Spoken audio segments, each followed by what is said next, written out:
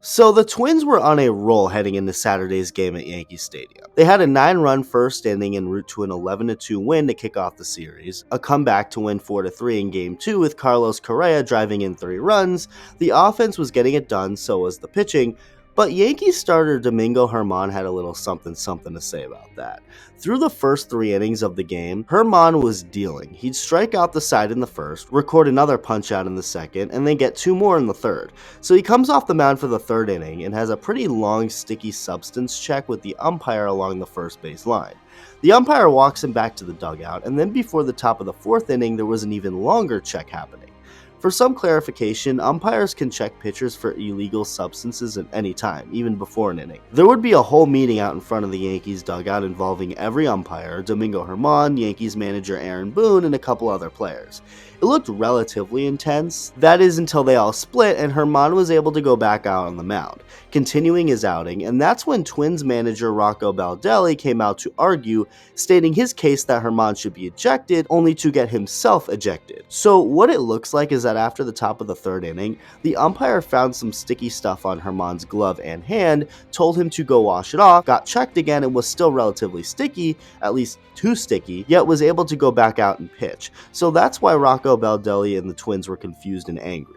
If Germán was found to have had sticky stuff on his glove and hand, why not eject him? And on top of that, if he didn't fully wash it off after being told to, why wasn't he ejected then? Thanks to user Jeremy on Twitter who did the research on the numbers, it's shown that Germán's spin rate did indeed go down after the top of the third inning, when he was told to wash it off. It's not a huge difference overall, with his sinker and changeup having the biggest drop-offs, but it still shows he had some sort of help in the first 3 innings, whether it was legal or not. Germán finished his outing, getting taken out in the 7th inning after striking out 11 hitters, with the Yankees winning the game 6-1.